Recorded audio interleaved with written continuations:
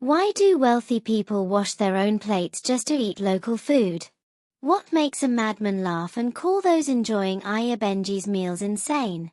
What secret does he see that no one else does?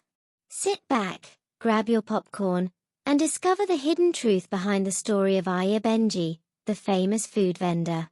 Once upon a time, in a small bustling market in Aba, there was a food seller known as Iya Benji. Her stall was the heart of the market, always surrounded by hungry customers eager for a taste. From sunrise to sunset, people formed long queues for her irresistible dishes. Some even traveled from nearby villages just to get a bite, and fights occasionally broke out over who would be served first. No one understood why her food was so addictive. It wasn't just the poor who lined up. Wealthy men in luxurious cars humbled themselves, washing their own plates and waiting patiently like everyone else. One scorching afternoon, as customers pushed and shouted to be served, a madman passed by, laughing uncontrollably. He pointed at the crowd and shouted, "You're all eating live snakes." His voice cut through the noise of the market. For a moment, silence fell. People turned to look at him, stunned. Then, just as quickly, they dismissed him with laughter. Snakes. In Iya Benji's food? He's clearly mad, a man scoffed, shaking his head while lifting his plate. Still, the madman laughed, dancing away while repeating, "Snakes. You're all eating snakes." But no one paid attention. They were used to his madness. No one realized those words would soon change everything. Iya Benji stood calmly behind her stall, smiling sweetly as she dished out another plate. Not far from her, another food vendor, Shade, sat in her empty stall. She once had a booming business, known for her delicious jollof rice and fried meat. But ever since Iya Benji rose to fame, her own customers had vanished.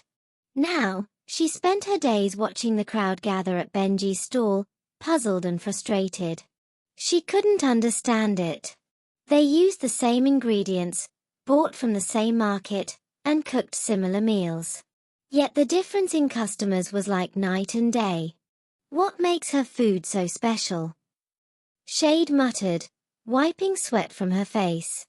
What is she doing that I'm not? She had tried everything, improving her recipes, cutting her prices, but nothing worked. People still chose Iya Benji, like they were under some kind of spell. As she sat there, lost in thought, the madman's strange words echoed in her mind. "You're all eating snakes." He hadn't said it like a joke. There had been something certain, almost chilling, in his voice. Shade tried to brush it off again. "That's nonsense," she whispered. But deep down, a part of her couldn't ignore the feeling that something wasn't right. The way people reacted to Iya Benji's food, it didn't feel normal. They didn't just enjoy it, they craved it. Some even looked desperate. And why would men of wealth, who dined in fancy restaurants, choose to eat at a roadside stall, going as far as washing their own plates? Something didn't add up. That evening, after another long, empty day, Shade walked past Iya Benji's stall again. She stood at a distance, quietly observing the usual scene. A crowd had gathered once again, and there was Iya Benji, smiling warmly as she served food with her usual calm charm. Shade sighed, shaking her head, and turned to leave. But the madman's voice still echoed in her thoughts, haunting and persistent. She couldn't ignore it anymore. Her business was crumbling, and she was getting no answers. The unease in her chest refused to fade. No matter how hard she tried to focus on her stall, her mind kept drifting back to Iya Benji and the strange, almost hypnotic way her customers behaved. That evening, unable to shake the feeling, Shade packed a small bag and headed toward a nearby village to see someone known for revealing hidden truths. The woman, Maman Kechi, was no ordinary seer. People claimed she could look beyond what others could see and expose secrets buried deep in darkness. It was already late when Shade arrived. She knocked gently on the wooden door, her heart racing. Moments later, the door creaked open. Mama Nkechi stood at the entrance, her eyes deep and knowing. "You've come to learn what you already suspect," she said calmly. Shade was taken aback. How could she have known? She nodded silently, and the old woman stepped aside to let her in. The air inside the hut was thick with the scent of burning herbs and incense. "There's something strange about her food," Shade began hesitantly. "People are drawn to it in a way that doesn't seem normal. A madman even said they were eating snakes." Mama Nkechi listened in silence. After a long moment, she finally spoke. "You are right. Iya Benji's food is not ordinary. It's tied to something dark, something hidden from common eyes. But the truth can be uncovered." Shade felt a cold shiver run through her. She had come seeking answers, and now she was getting them. But they were far more disturbing than she had imagined. "What should I do?" she asked quietly. Mama Nkechi's expression turned serious. "There is a way," she said. "But you must be brave and follow my instructions carefully. If you do, the truth will reveal itself." She reached into a woven basket and pulled out a small bundle wrapped in cloth. Placing it gently in Shade's hand, she continued, "Go to her stall tomorrow. When no one is watching, sprinkle this near her cooking pot. But be cautious. Watch closely. And whatever happens, do not panic." Shade's hand trembled as she took the packet. Fear twisted in her stomach, but so did determination. Her business was dying, and the strange pull around Iya Benji's food was becoming impossible to ignore. "Will I be safe?" she asked in a hushed voice. Mama Nkechi nodded. "If you do exactly as I've said, you'll see the truth, unharmed. But be prepared. What you uncover may not be what you expect." With that, Shade left the small hut, her heart heavy with uncertainty.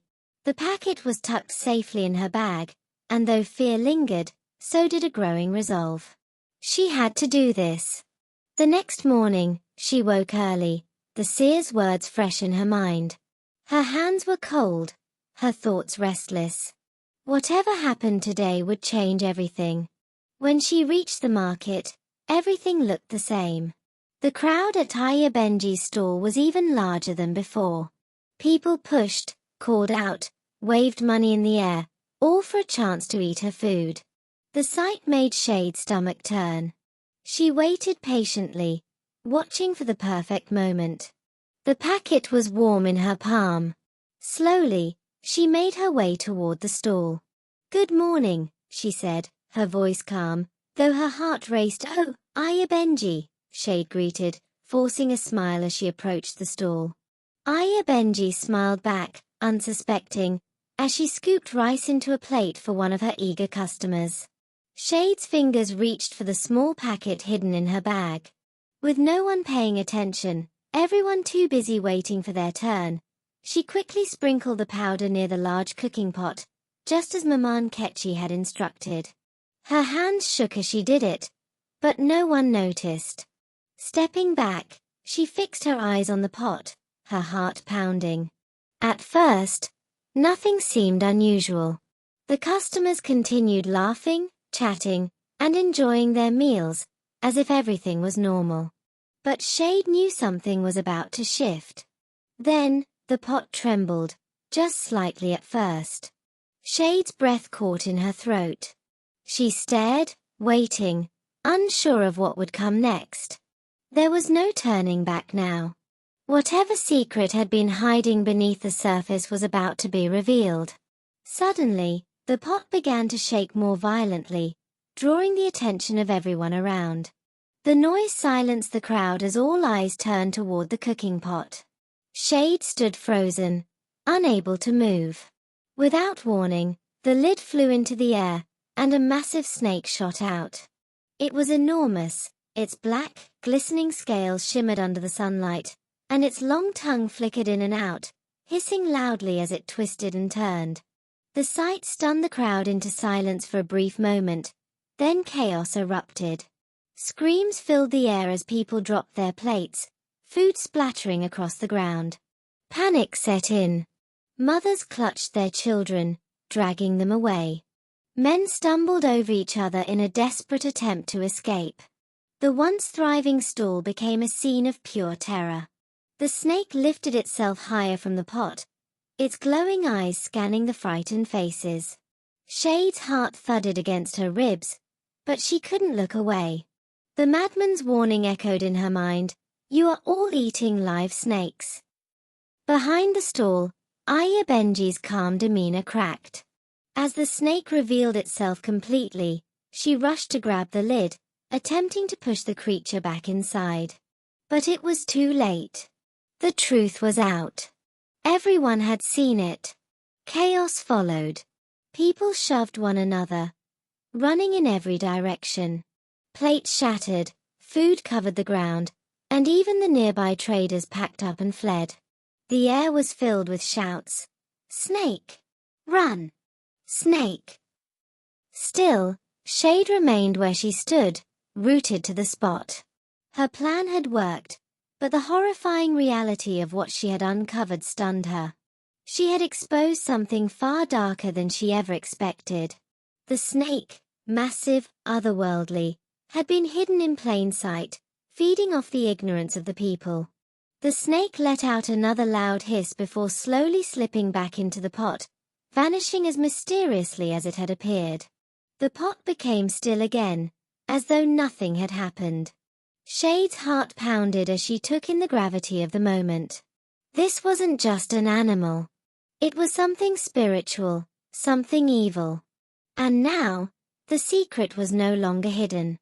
Iya Benji's secret had been exposed. The crowd that once praised her food now stared in disbelief. Some whispered, others pointed, unsure of what they had just witnessed. The bustling stall, once full of laughter and life, had fallen silent. Plates and spoons lay scattered on the ground, abandoned. Iya Benji had vanished. No one saw her leave, but by the time they turned to look, she was gone. She never returned. Her food stall remained untouched, her pots and plates left behind. Fear gripped the entire town. The story spread quickly. People spoke in hushed tones, afraid of what they had consumed.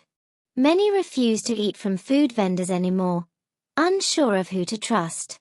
Suspicion hovered over the market like a shadow. Slowly, Shade's stall began to see life again. Her loyal customers returned, drawn back by the trust they had always had in her. Though business was improving, a quiet fear lingered. People wanted to believe she was different, but the memory of Iya Benji's secret still haunted them. Bit by bit, the market found its rhythm again. Customers returned, trying to put the terrifying memory behind them. Thank you all for watching African Tales by Jays today. I truly appreciate your time and support. Don't forget to like this video and subscribe to the channel for more captivating stories. See you again soon with another tale.